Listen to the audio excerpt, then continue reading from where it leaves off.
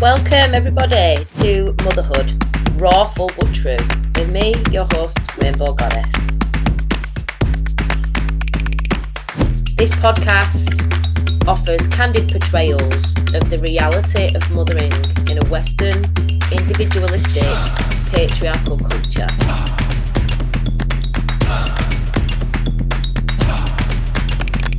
Welcome everybody to another episode in this special stories series where we're focusing on mothers with unique, interesting, complex, challenging motherhood situations. Today I'm talking to the beautiful Hannah Johns, who is pregnant at the moment, and she's doing this pregnancy alone and facing bringing this child into the world alone. And this is her second time of being a mother. She's also got a son who's 10, and she split up with his dad when he was 1. So she had this previous experience of going through pregnancy in relationship, and then that relationship broke down. After that, when her son was 3, she got back into a relationship with another person and enjoyed some time in a cohabiting relationship. And a couple of years ago, that relationship broke down. And then in the meantime, she's met somebody else, had this pregnancy, and then we're going to hear a bit more about the story around that. So, welcome, Hannah, to Motherhood Raw, Full but True. Thank you so much for coming on, for wanting to share your story, to bring medicine to other mothers who can relate to you and who might be going through similar experiences. I really appreciate you being here. Thank you. Thank you for having me. You're so welcome. Yeah, why don't you give the listeners a little bit of a context, a little bit of an introduction to who you are and what you've been going through? Okay. So it's been a bit of a whirlwind few months. I met the baby's father last May. I actually took my first son, to Tenerife. First time I'd taken him abroad. I was finding myself again coming out of my last relationship. And he was there with his son. So the boys ended up being friends, and we spent the rest of the holiday together. And there was chemistry, and he said, when we get back to the UK, I'll come and see you. And I just thought, yeah, whatever, of course you will. But yeah, he did. And it just went from there. Thought I'd met this amazing guy. And then October, we went away, just me and him without the boys, to Turkey. And then at Christmas time, we found out that we were expecting. So very, very quick. But we were both happy. I mean, we're both like in our 30s, 33. So, and we'd had the conversation, about wanting to have a family, and we figured get those things out of the way. I was very open and honest in the beginning about who I was, what I believed in, what I expected from a relationship, from myself and from a partner, what was important to me. And he agreed. So when we found out we were expecting, it was joyful initially. And then it quickly turned into a bit of a where I'm at now, being on my own. So I don't know if you want me to go into that at all, or Of course, give us the raw but true. What happened? Why did it dissolve from joy and wanting this family to you being on your own? Okay. So basically my birthday's in January, and we discussed moving. He's from Cambridge originally. and I live in South Yorkshire, Doncaster. So this is about a 2 hour distance. So we were looking at Grantham. It's in the middle for both of us. Obviously, we've both got children from different relationships already, so we had to incorporate them. Um, and I think there was a bit of rejection from on his side, feeling rejected, because I didn't want to move straight away. I had things to think about, my maternity pay from work. If I'd have just dropped everything and left, I'd have lost that. And I couldn't have gone into another job because I'm going to be going on maternity. At that time, it would have been like 6 months' time. I would have been going into maternity. So, and I've always been quite independent, um, and just conscientious of the fact that if things went wrong, I wouldn't have my own resources, and I'd be away from family, away from my support network.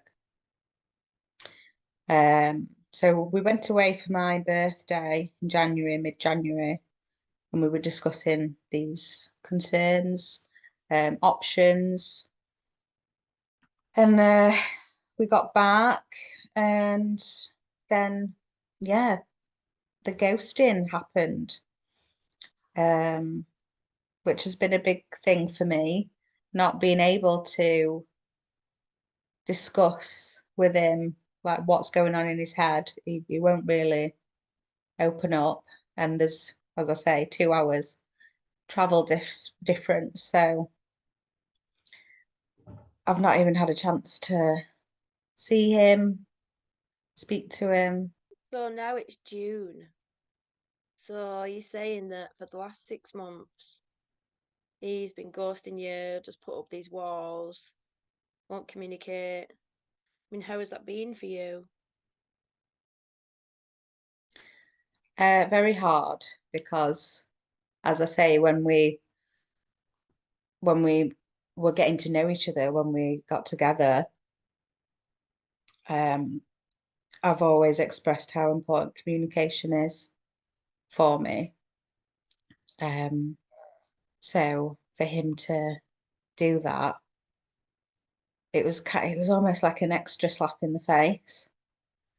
Um, I had signs already that he struggled with opening up, expressing his emotions, but a lot of men can be like that, can't they? So um we did talk about that a little bit uh before we found out we were pregnant.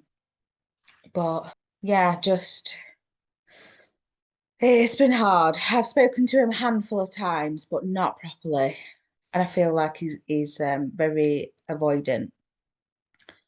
Yeah, I mean, it's one thing to say that he struggles with his feelings. It's another thing to completely abandon you and his child in this pregnancy, right? If he's responsible enough to own that he struggles to communicate, then, where's his responsibility for this child that he's made and these commitments that he's made? He's sounds like his turtle sucked himself into his shell, not facing it, and that's not okay.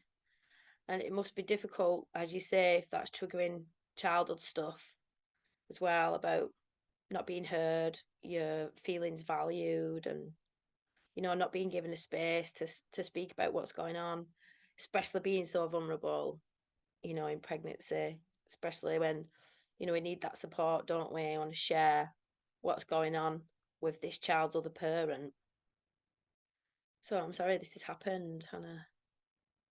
Yeah. No, yeah, I agree. Yeah, that it's definitely brought up a lot of childhood things, like abandonment, definitely.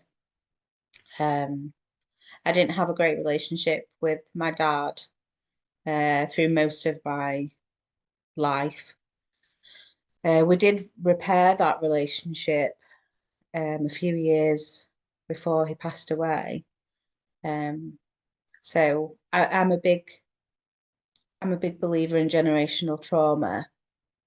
So I felt like I'd done a lot of work on the father wound and healed that father wound. And then for this to happen, I feel like I was so angry. Like I feel like that trauma has just been regurgitated. And I'm like, I just think, but why? I rooted that out and I healed it. Why has it come up again? So yeah, I'm struggling with that as well. Oh, bless you, my darling. I'm so sorry that your dad passed, but really happy to hear that you was able to reconcile and just feel to share. Like, what's alive in me is to say that, he's not your dad. It's triggering this sense of being abandoned and not being heard by the masculine, isn't it? And but he's not your dad. You still can keep hold of that you and your daddy reconciled. That before he died, he heard you and he was there as much as he could be. So I encourage you to keep drinking that in, the truth of that healing, knowing that this guy, yeah, it pushes those buttons of not being heard. But I encourage you to direct this to the masculine is in the lover archetype. Who walks side by side, man and woman, keep that little girl safe inside because she did heal a daddy wound and her daddy loved her and he heard her before he died. So a reminder of that, sweetheart. And well done. It's such deep work and you're just being very graceful about it all. And you're rightfully angry. I'd be very, very angry myself with this man, little turtle man. We'll call him Turtle Man. So carry on. Tell us how things are now and about these fears that you're facing and these worries that you've got. And you also mentioned that you want to contrast how it is being pregnant alone compared to how it was when you were in relationship with your first child. Yes, so my pregnancy with my first child was very, very different. I had the support of a partner who was, excited and we were planning together and it was our first child. Um, it's just been a completely different experience. There's been so many fears during this pregnancy of doing it alone and financial the side of it as well. How am I going to afford a child on my own? And I mean, everybody's going through the struggles of life at the minute, and not enough wages going around, aren't there? So the cost of living crisis is a big worry. Um, Whereas I didn't have that before. But even just like the bonding with my first son, in utero, it's very different to how it is now. Um, Can you tell us some specifics about that? yeah, during my first pregnancy, I went to a lot of antenatal classes, meeting other mums, getting excited. I was in my 20s as well, so first baby and like buying everything and preparing his nursery and yeah, I was up a ladder 7 months pregnant, painting a big tree on the wall and all those amazing experiences that are all part of having a baby. Um, he was the first grandchild as well, so everybody was excited. My first son's dad is quite a bit older than me. It's 12 years between us, so his parents had waited even longer for a grandchild, so everyone was excited. But And yeah, compare that to how it is now,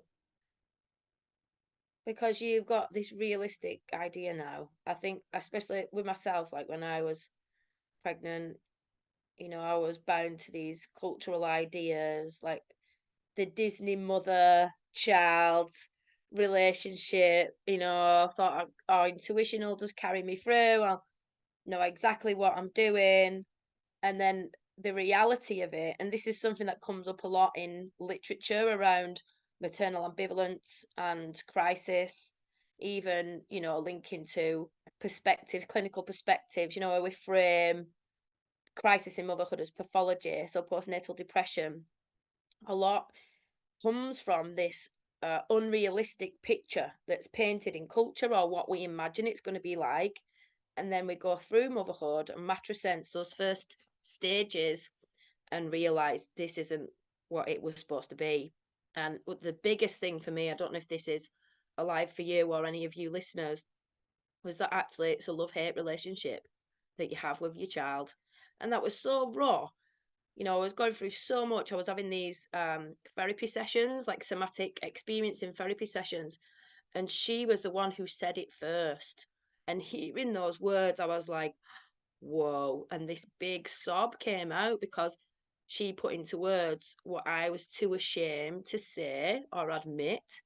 And then since then, I've gone on this journey, as you know, being real about motherhood and other mums getting in touch and making sure to have conversations in spaces with other mums that are truthful, not the superficial stuff where you just talk about developmental milestones and that you've all got your stuff together, but I actually been sharing the truth. And it's what I found in every single mum I've spoke to is that's their experience as well. And so now you've got this reality check and you know how hard it's going to be. And so you're in this pregnancy now, you like you say, without the support, with all of that truthful awareness of what motherhood actually is. So comparing this one now to that first one where it was all sunshine, rainbows, and leaves on the tree in the nursery, and everything's going to be amazing. Like now, like, okay, the reality is in there, it's in your consciousness, you know what's coming.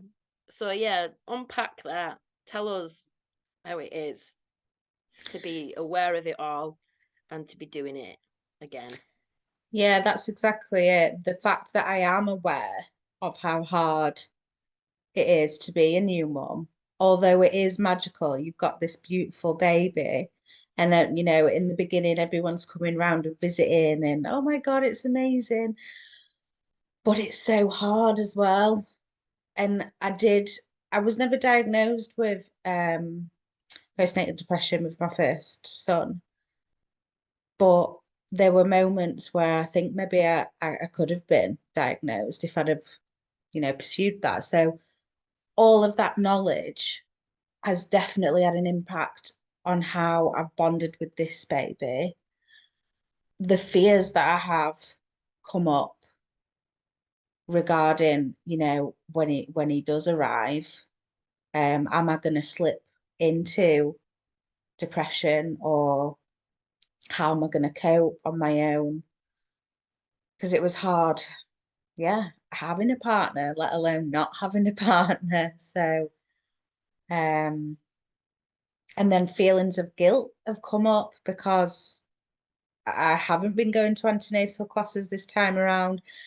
I've been asked, do you want a baby shower? And I said no, because it's been hard to even celebrate. Like when I first told my group of friends, they were all so congratulatory. But because I knew things weren't right with the dad, like I felt like I was faking the smile on my face when they would say congratulations, because I just wanted to cry. So yeah, I do feel a bit of guilt, and I do worry, what if I have my baby and that instant love isn't there? So that does worry me a little bit. Um, yeah, sorry. Safe to express it, Hannah. Nothing to apologise for. I know this is real. This is real. Yeah, I just feel like I'm probably just worrying for no reason. But sometimes I feel like I've failed him and he's not even here yet. But I know that's not my fault. I would love for everything to be perfect, but it's not how life works. So, yeah, I just have to keep on keeping on. Um, but even that, like the conversations have come up with midwives about my options because I have spoke to them about, what's going on and my worries and how it's affected my mental health. So they did ask me, have you thought about your options, i.e., adoption? Um, and that broke my heart as well because I shouldn't have to be having that conversation. I would never judge anyone for choosing that. Everybody's on their own journey, but yeah, it's made me quite angry with him that he can just ignore everything, and I've had to have those conversations. Wow, a couple of things come up. So first, before you said the word adoption, I was expecting you to say that these midwives were going to offer you some sort of support when the child comes to make sure you've got resources that you can lean into. I was not expecting you to say that they'd recommend adoption. So, wow, that just shows the state of care, the state of consciousness of care at the moment. And I think even social services kind of environments, it's like only just now where they're trying to intervene and keep families together. I think they've been so quickly just to take children away from mothers. And like even in my own situation, I remember and having a hard time, and mum would say, "Well, let him come here and stay for the night." And I didn't want that. What I wanted was people to come around to be with me and my child so that I could endure, so that I could be the kind of mother I had in my head for him, for us both, for myself. But the thing that came was, "Oh, we'll just take your child away from you for a bit." But I didn't want that. I just wanted that assistance. And, this revelation I had when I had that mystical experience of the women's hands, like organically, we're supposed to be surrounded by other people who can care for us. And that was the conclusion I got to in my research. And even as I deepen in now, it's about the village isn't there to raise the child. The village is there so the mother can become a mother. So it's about raising a mother. The village raises the mother, enables her to endure the sleep deprivation, the constant self-sacrifice, completely losing herself, and enabling her to have more space, to have more support, to have more rest, just in little drips, throughout the day, throughout the week, throughout the months.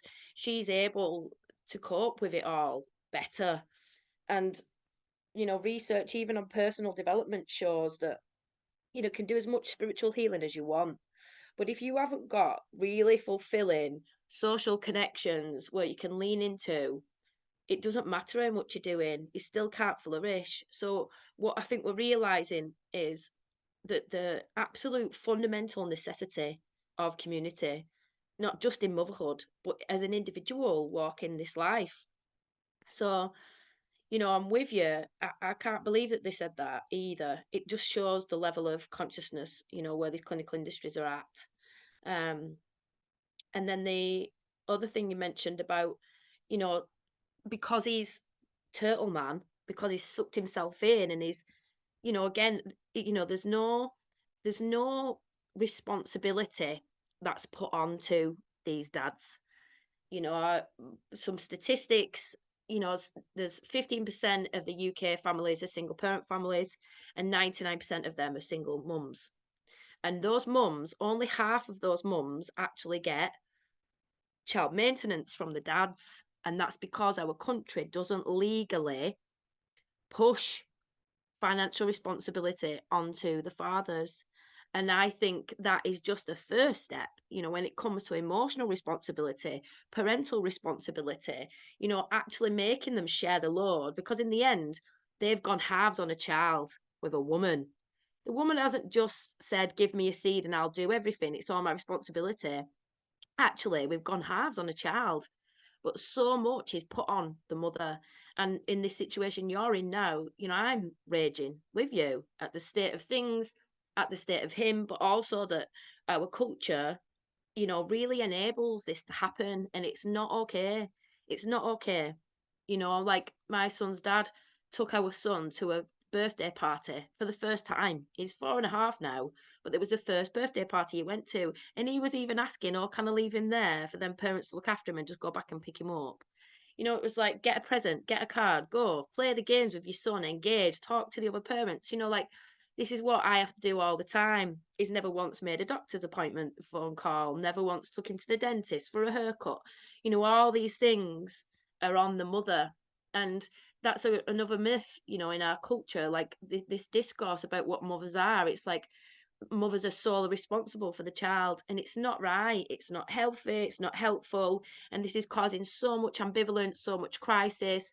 And if you want to frame it pathologically, postnatal depression in women, when there's nothing wrong with the women, it's cultural neglect, it's cultural abandonment that's making women feel so overwhelmed. And even now with these ecological crises, with all this talk about changing our diet and health and screen time and school and different opportunities to nurture children's individual spirits and stuff, I don't think there's ever been a harder time to be a mother than right now in the West. If we compare it to other cultures, they have got that sense of community. Like some Muslim cultures, the word single mum doesn't exist in the language. It just a concept doesn't exist for single mother, because if her husband dies, she's a widow, so she gets absorbed back into the family with her children.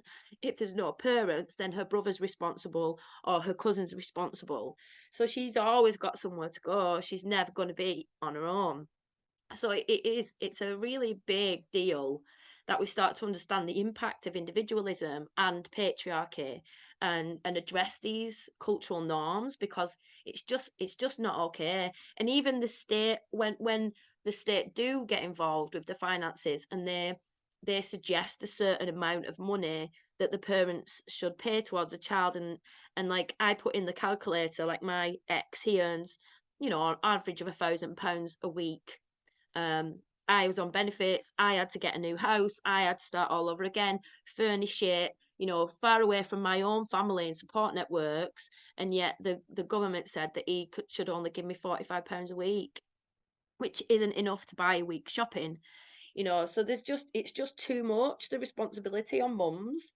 And I know I've gone off on a bit of a tangent there, but I think it's really important that we really bring that into consciousness. It's not you that's something wrong with, that you can't cope. It is literally cultural neglect and the lack of responsibility being pushed on to these paternal figures that have gone halves on a child. They're half responsible, not just financially, not just time wise, childcare wise, but emotionally, to do the parenting stuff and to be a part of the decisions and to face the challenges and to hold the space and support that, whether they're in relationship with that woman or not. They are still that child's father, and they still should be, you know, aware of that, humble to it and responsive, to it.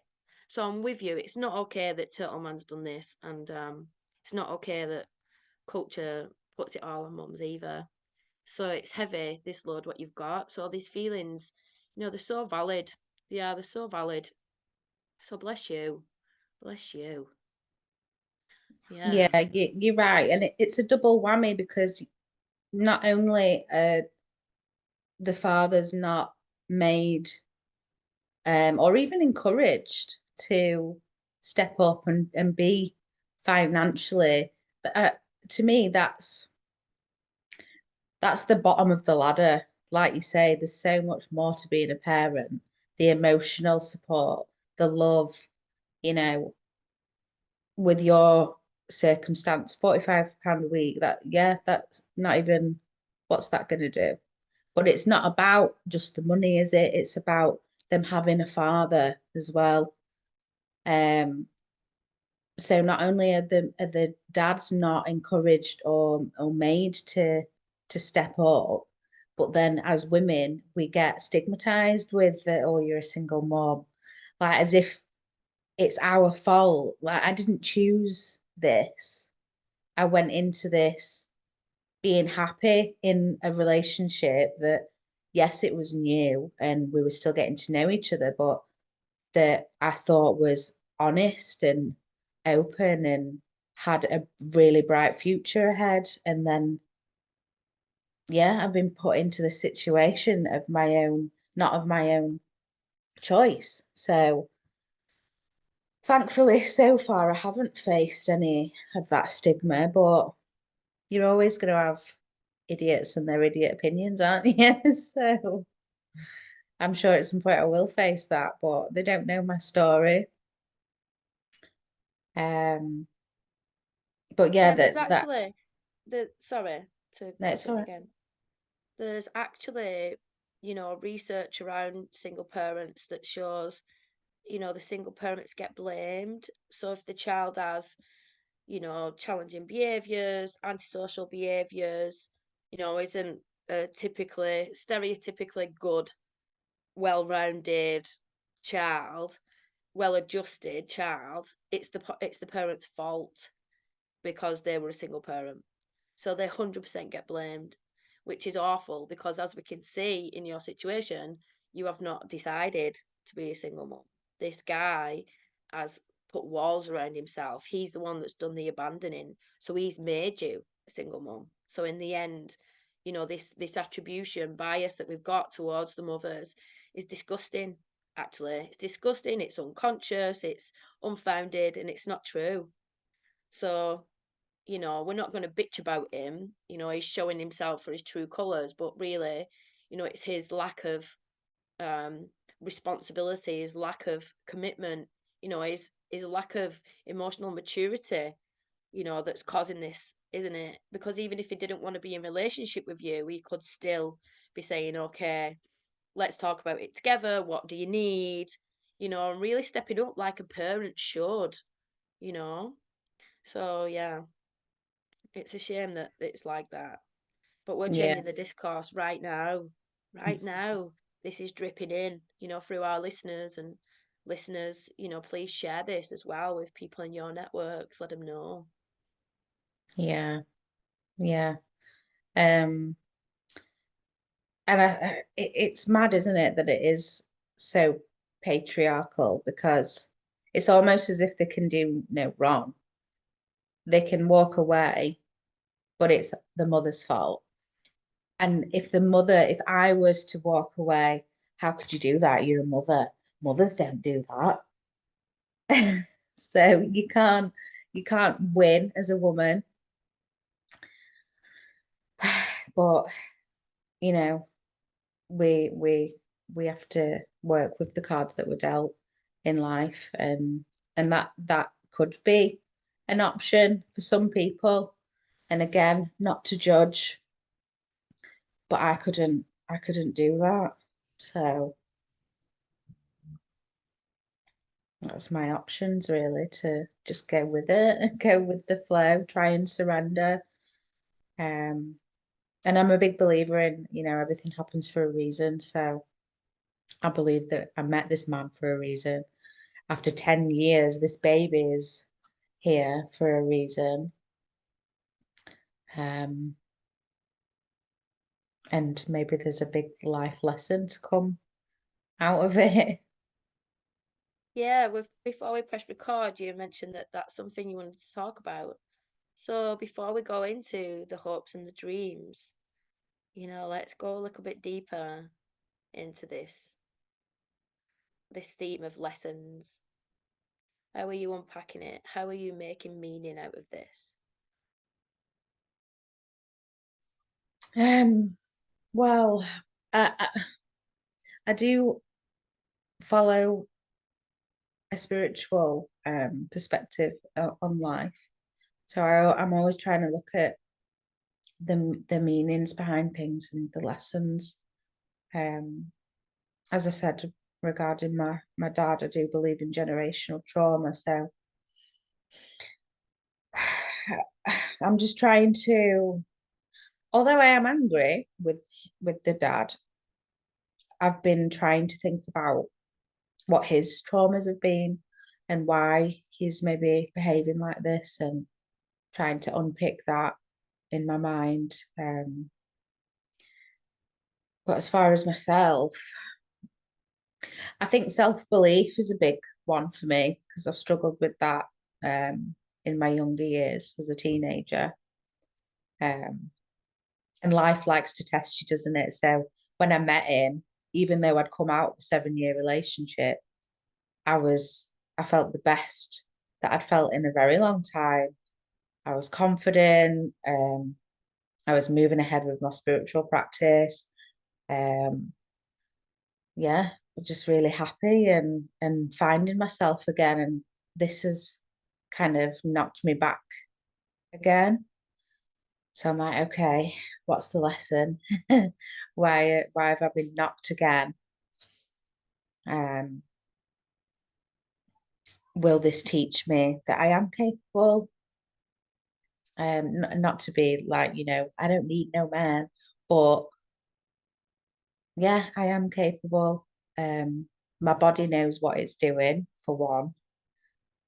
I can birth this baby. So what's next after that? Being a mum and maybe pushing myself to get into the line of work that I want to really get into that will be more fulfilling, which is something that I have thought about from a practicality sense of being able to afford to go back to a 9 to 5, which isn't what I want anyway. So maybe something greater will come out of this experience. Who knows? Yeah, and you are setting yourself up, aren't you, for success? I mean, if you wanted to briefly tell us about your birth story with your first son, and then link it to this one. So you decided this time to have a doula, haven't you? And be supported that way. How does that compare to your first birth experience? Yeah, it's quite exciting actually. With my first son, I've always been interested in spiritual things, but 10 years ago, definitely was in a different mindset. So, I just went along with the social conditioning of you having a baby, you do it in hospital, and you've got your midwives, and so I was very fortunate that the midwives that I had were amazing with my first son. Um, but I was a bit disappointed because I didn't get my water birth that I wanted. Um, but as far as like observation, they were very hands off, which really suited me. But this time, um, yeah, I wanted it to be completely different. I wanted to be supported more in a spiritual way. Being able to incorporate my beliefs and having like maybe a little ceremony, and so when I found this doula, it was almost like fate. Um, and then when we met today actually. We're very, very similar, very similar. Our families are even from the same place in the Caribbean, which is mad. Um, so I'm really happy and excited that I'm gonna be able to have this baby at home. Hopefully that's the plan. Obviously every birth is very unpredictable and anything can happen, but the plan is to have him at home. With my mum will be there, the doula will be there. Um, and some of my spiritual group, my friends, hopefully they'll be there. And just incorporating that tribe, that community, as you've said before, how important that is. Um, so I am grateful that I've had their support through what I've been going through, and hopefully in the birth as well. So I just want it to be magical and safe, obviously. That's the main priority, that baby comes and he's fine and I'm fine. But to be able to do that at home, I think will be empowering for me as well. And it'll set me up for going into motherhood, knowing that, you know, if I can do that, then I've got this. Beautiful. Yeah, it's an incredible initiation, and the fear mongering and the disempowerment, that comes from birth being made into a medical emergency really does impact a bond with a child. Not just being in a clinical environment, which isn't primal, having all these monitoring things on you, but also like what you say, like it's the vision quest, isn't it? When you birth your baby in a more organic, environment, which has got your smells and your people, and you're held by people and who you trust. And like what you just said there, if I can do that, I can take everything on. So the vision of yourself after going through, what's called free birth or home birth, um, will change significantly, won't it? Like you say, the empowerment that will come from that will be amazing. And then the other hardships, like what you say, you can face them because you've found this version of you that you weren't able to see before. And so that vision quest, it's not about birthing the baby, it's about birthing this maternal self that has done it on her own, that's trusted a body, trusted a baby, trusted the universe, allowed, with even with this fear in the cultural kind of like dark cloud that's over us, with all of that, facing all of that, trusting, allowing, surrendering, opening.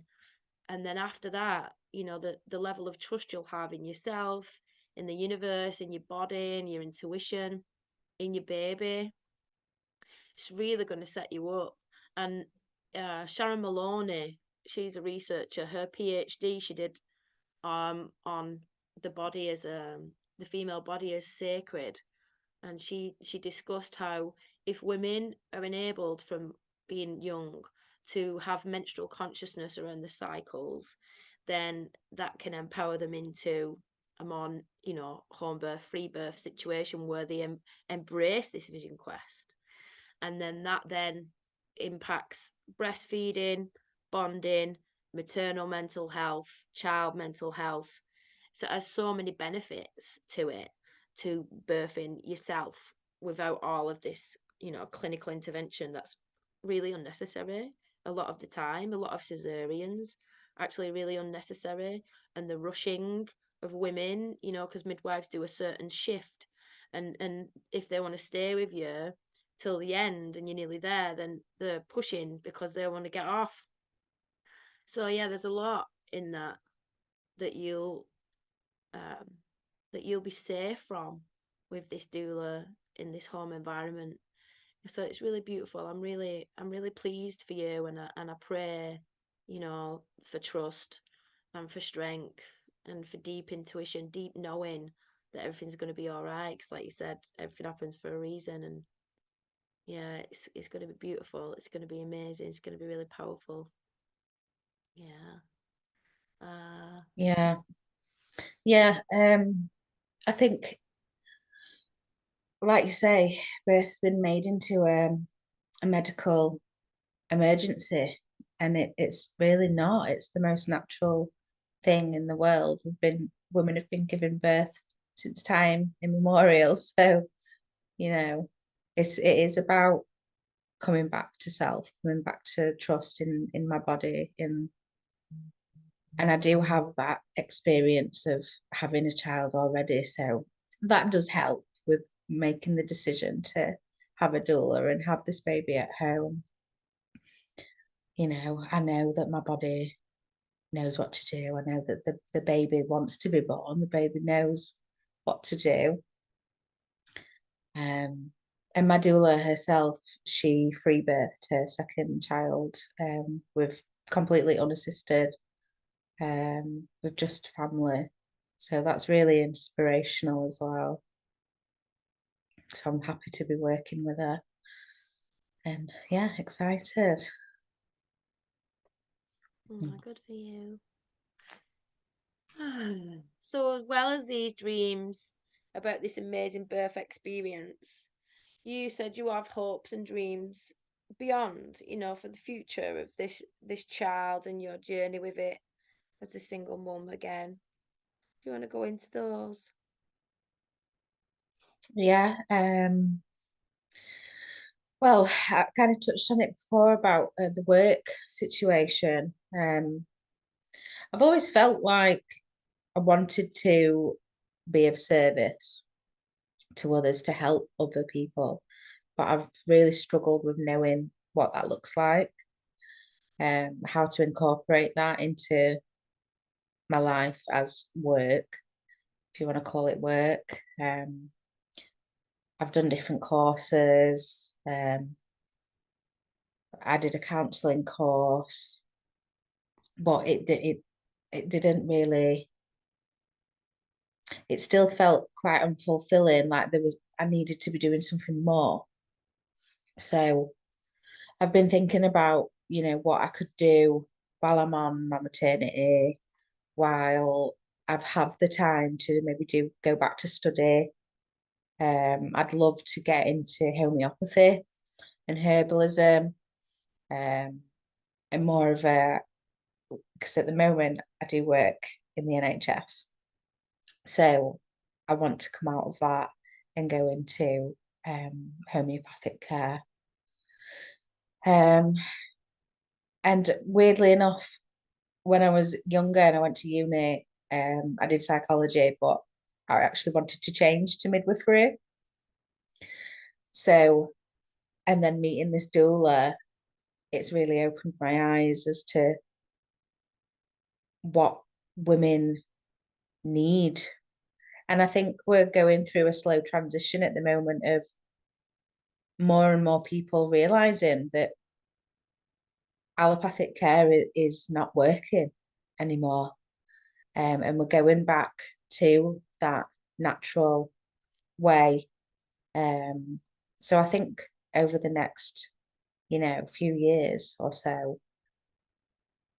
there's going to be more people wanting to have that alternative access to healthcare, to to birth even. So I'm definitely excited about looking into that. Maybe becoming a doula myself. Who knows? But yeah, first hurdle is Mm. to give birth. Ah, that's beautiful. And what a depth of empathy you'll have, you know. What an incredible doula and naturopath you'll be after going through everything you've gone through. And that level of empathy you can give to perhaps mums who are like you, going to be birthing alone and going through it on their own. Yeah, it's really important, isn't it, to have that quality support because we can have our friends and family around us, but I find the difference, between sharing with them and then sharing with, um, let's say, a professional who's like just going to be involved for a short time and they've got this really defined role and they're really there for you and they're an expert, being able to lean into them. It's so helpful, so supportive. I did doula training a few years ago now in Ibiza with a friend of mine who's a doula and a herbalist.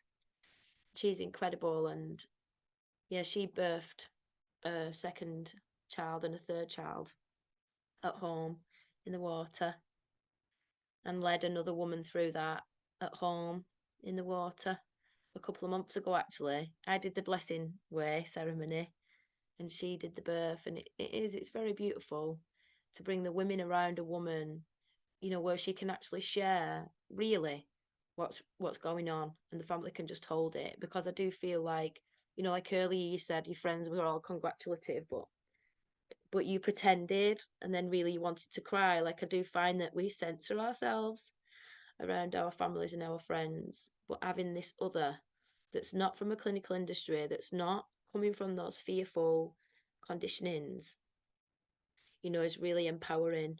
And there is a groundswell. There's a movement now of free birthing and a lot more information about doula. There's so many amazing doulas.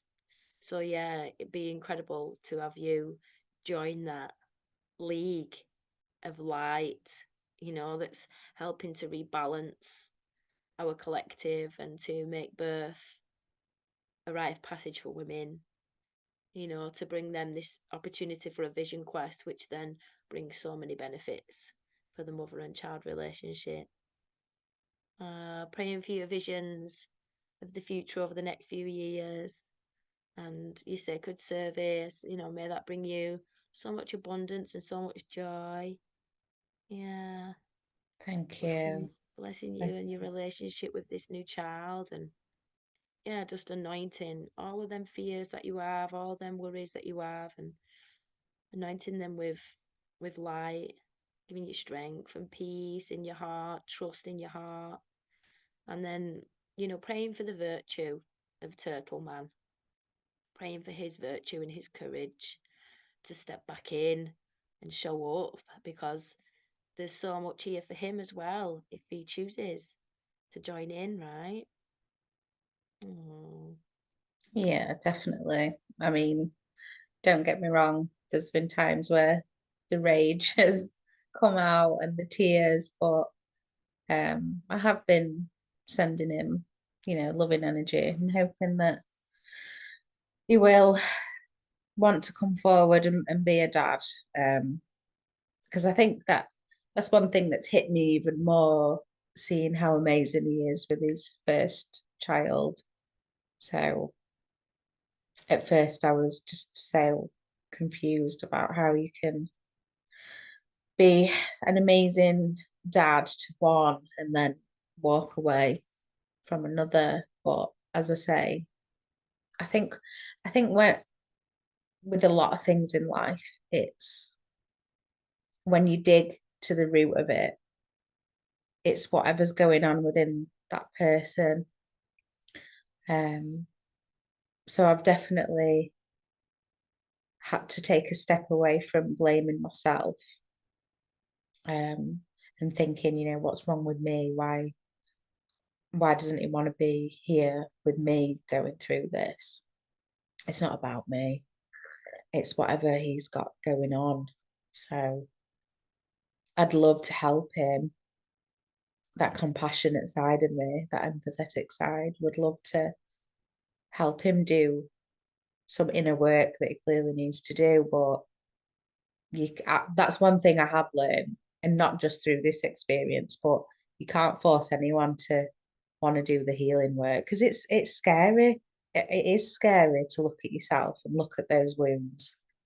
So I totally get that. But when there's a life coming into the world, you kind of have to put yourself not aside, but yeah, it's not just about us, is it? It's about that child. So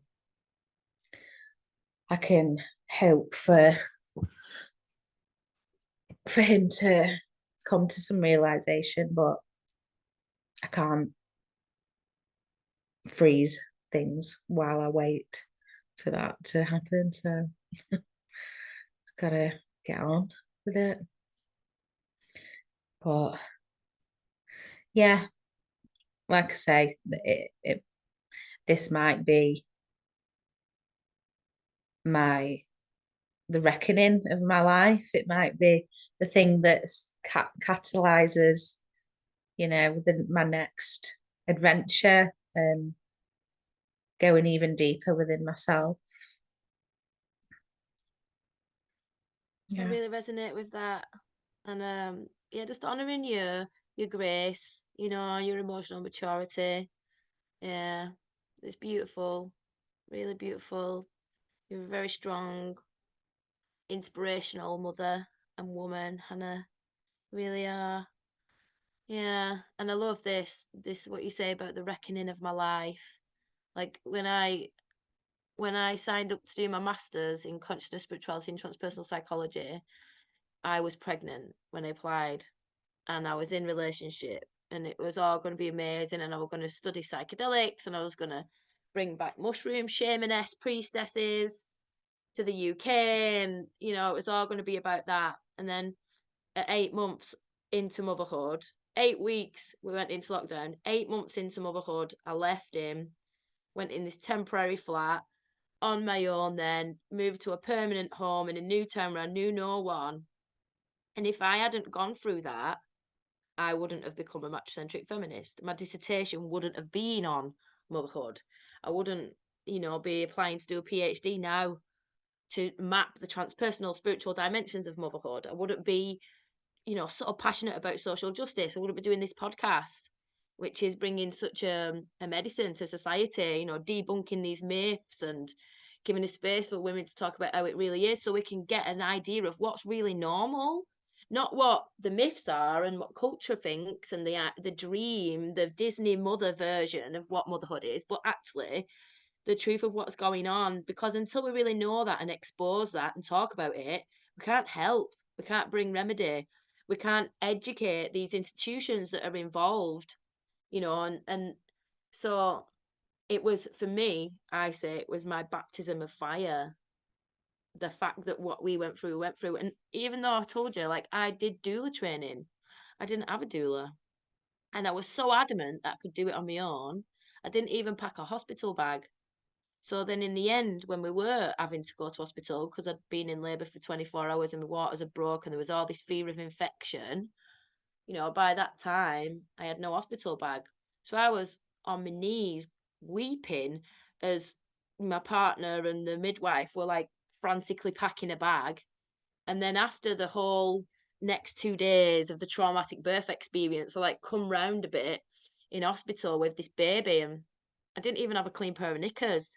There were no sanitary towels to absorb the blood. I didn't even have a clean nightie, so I had to send my partner to Tesco's to get me these things. And yeah, like just so unprepared. And I really get angry at myself sometimes because I did understand. I did know what I needed. I just didn't call it in, and I was a bit impatient as well. I was on crutches towards the end of pregnancy, and I didn't feel very emotionally supported by his dad.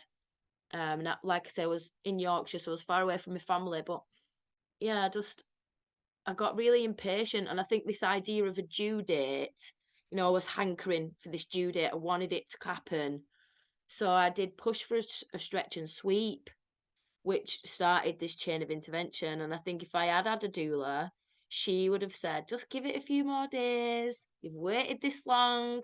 You're already in all this pain with your hip. Anyway, what's another few days? Then remind me of what I knew about my doula training, about this spiral of intervention. And then, I might have had this glorious home birth and not gone through anything I've gone through and wouldn't be doing what I'm doing now. So I say, like, wow, there's bits of healing still to do around it, but at the crux of it, I'm grateful for it all because it was my baptism of fire. It was the reckoning of my life. And now here I am trying to make it my life's work to support mums, to change the way we educate institutions from school all the way up. Any single institution that's involved in motherhood needs to understand matrescence, needs to understand that birth is a vision quest for women and embrace what women really need when they're going through it, and to make better structures, societal structures that can support women not just through birth but beyond. Not just at these superficial mum and toddler groups where there's no intentional space for sharing, but bring in these elements of a women's circle. And that's what I tried to do with my village model, the shamanic mum and toddler group.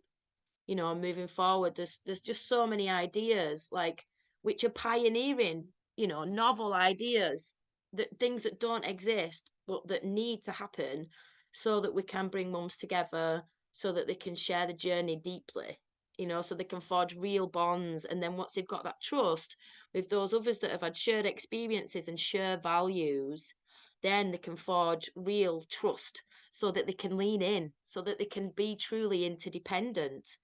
Because even in spiritual circles, like one of the participants in my dissertation, she's been massively on the scene of women's groups, and so many spiritual friends.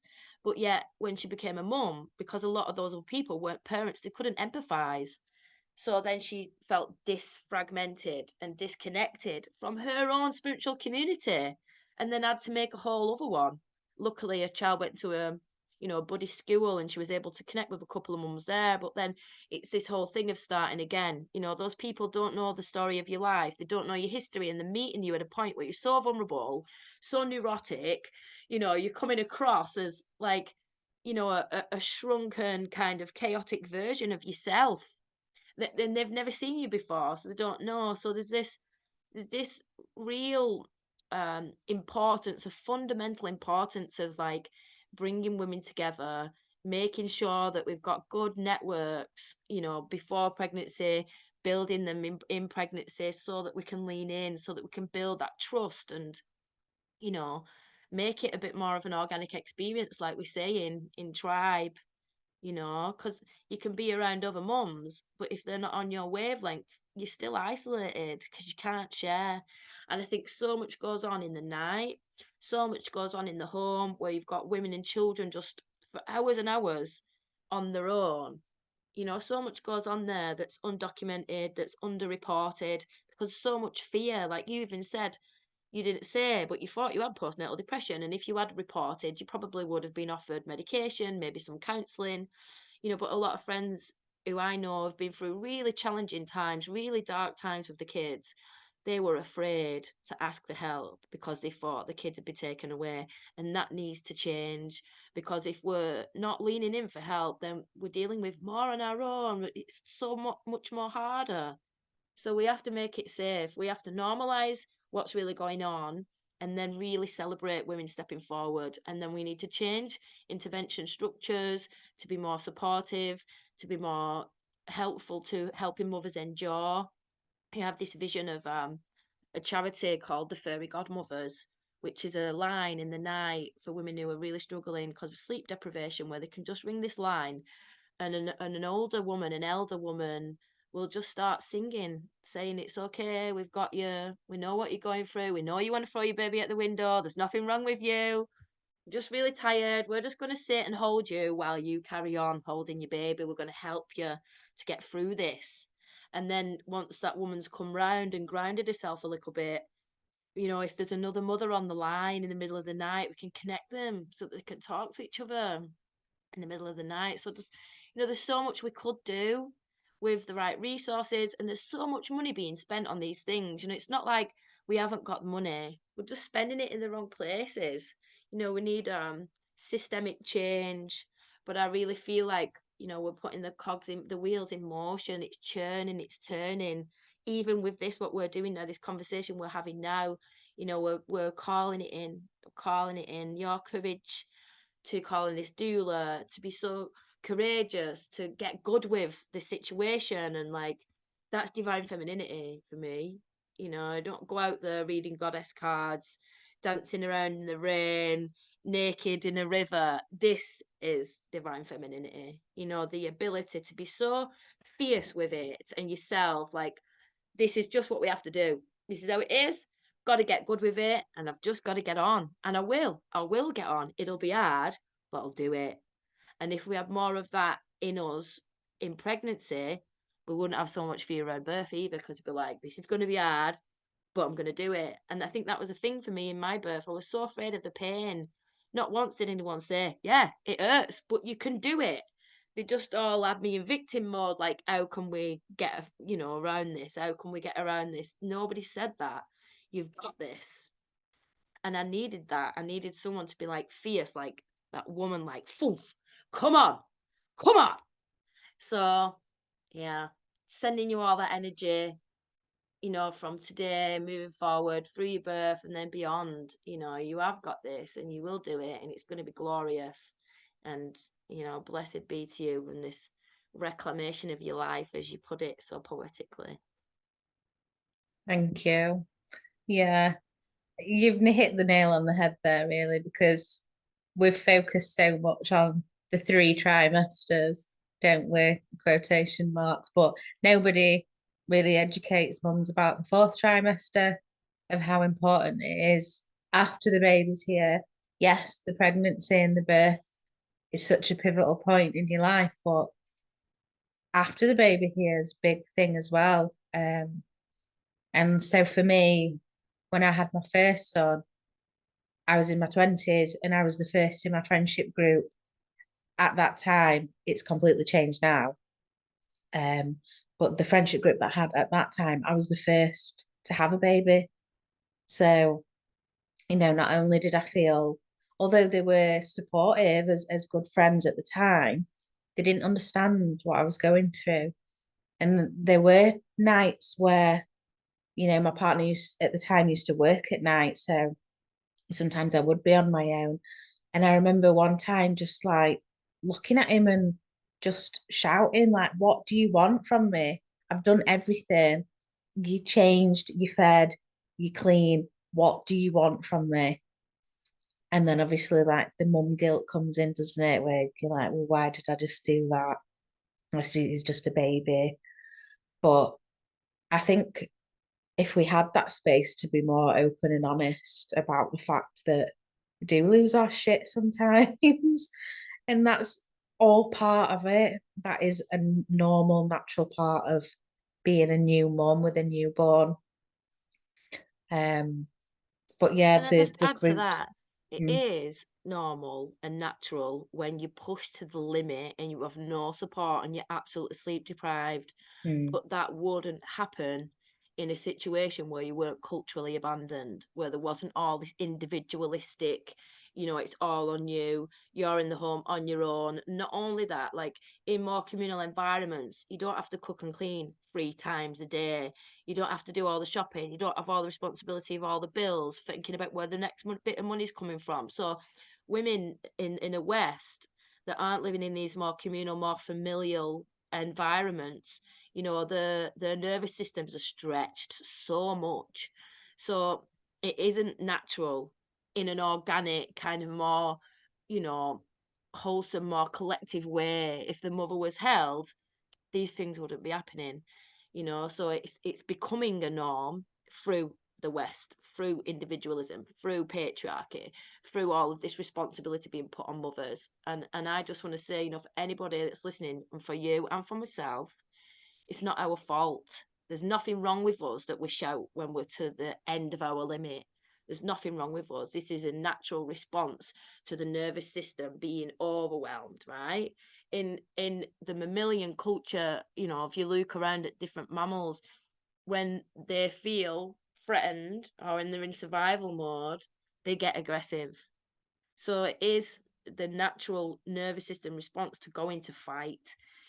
These images that came in my mind, these horrific images sometimes, like I never hurt my baby, but the things that would flash through my mind were a psychological construct that came from a nervous system's fight for survival.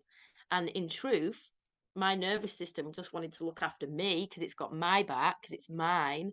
And how easy would it be to just squash this tiny little thing that's causing me so much pain?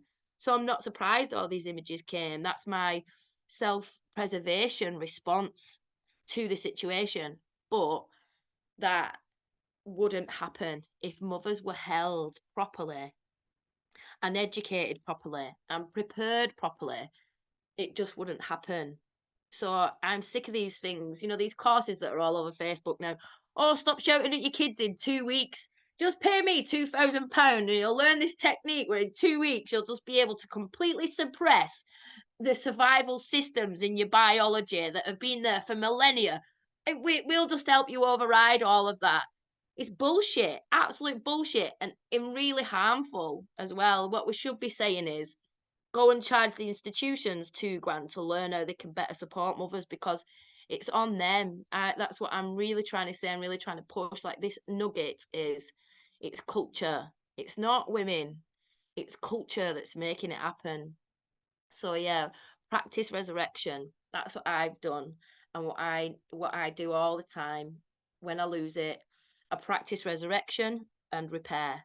So I talk to Frankel. I educate him about the truth. I never hide anything from him, and he understands, and that gives him a deep empathy and an awareness, of how culture is and how culture impacts our situation. And then I practice resurrection. I let go of the guilt and the shame fast, and I remember how much I'm trying to do as one woman in an inorganic situation. It's like expecting a sunflower to grow without any sun. It's just not going to happen, and that's what we're trying to do in these individualized Western patriarchal cultures. We are trying to grow without sun like plants. So we're doing it, which is a miracle. It's an absolute miracle. So just gotta practice resurrection, let it go, and love on your baby afterwards. And then when they're old enough to understand, just do the repair. Sit down after the emotions have calmed and say, it's okay to get angry. It's okay to get cross, as long as we're not hurting each other. And as long as we remember that even though we're cross, we still love each other. I say that to Franklin, he'll say that to me. Mummy, even though I'm really cross at you right now, I still love you. Like, he'll say that sometimes when he's in the middle of a tantrum.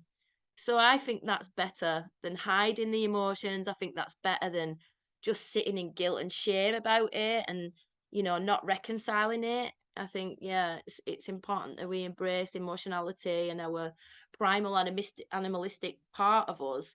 That is natural and it does happen and it's okay. It's okay. Yeah. Yeah, yeah. Guilt and shame are one of the lowest vibrational frequencies you can sit in. So, and it's just reminded me then actually of I can't remember what it's called now, but like the tribes in Africa when someone's done something or they're feeling a type of way about themselves, instead of that person being shunned, they'll be reminded of all the wonderful things that they bring to that community. And we don't do that in the Western society, do we? We just point fingers and blame, and we're encouraged to express the happy emotions, but not be allowed to sit with the hard emotions, and spirituality is wonderful, but like you said before, it isn't just about love and light, is it? It is about doing that deep inner work, and that can be dirty and gritty and hard, but it's part of life, and part of the reality that we live in. So Yeah, Jung spoke a lot about this, the shadow, and in transpersonal psychology literature, there's this critique of these personal development models and this idea in the West where, oh, if you just do enough work, you can fix it. And actually, that's not the case. I was even listening to a lecture this morning, actually, by Jane Henry, who's done loads of research. People from all over the world have talked to her about what they did and whether it worked and whether it didn't. And she compares our cultural way of like, do the work and fix it, and this linear progression of personal development to cultures that embrace balance, and harmony and try and understand balance and harmony. And then these other cultures that have this cyclical understanding of personal development and healing and ripening.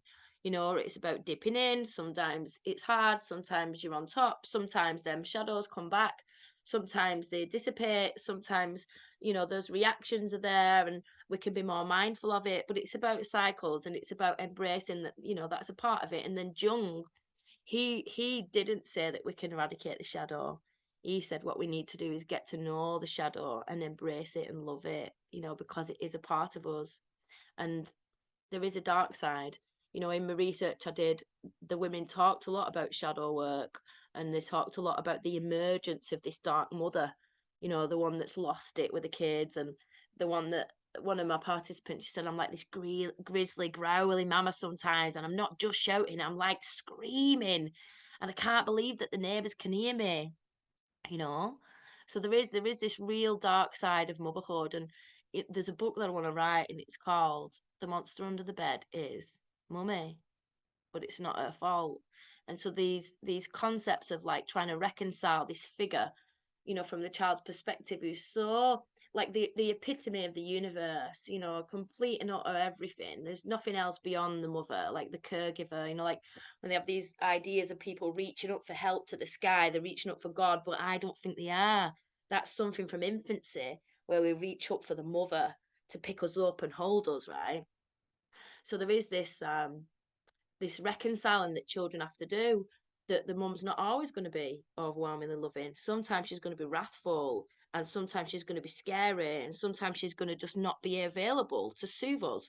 But in that space, especially if we can do the tending afterwards and the repair from the rupture, them children are learning resilience, they're learning independence, they're learning that even though mummy can be scary sometimes, even though she can shout sometimes, I'm still lovable, I'm still loved, especially if you can say that to them afterwards. And then think about setting them up for success in relationships. Like, some families, they hide conflict, they hide arguments. So when the kids don't experience it, then they get into relationships and have no idea. Feel really like there's something wrong with them if someone shouts at them, or they get to school and there's older kids and they face these, interactions, social interactions, which are challenging. I think being a more balanced mum that embraces the shadow, embraces the cultural impact, and is really open about that, is armoring our children, helping them to develop better, more balanced in themselves, and to have skills, and even to reflect it with themselves. Like, it's okay for me to be emotional, so long as I explain why, and so long as I try and not hurt people with it. But all of me is welcome. All of me is welcome in this world, and that's what I want for my son to feel. I want him to understand that when he gets into a relationship, whether it's with a woman or a man, they can be angry with him and they'll still be there. Doesn't mean they have to end the relationship. Because I think I didn't really see my mum express, and I do still have these resonances of like, I'm the bad one. It's me that did something wrong, because nobody ever sat and helped me to reconcile what had gone on.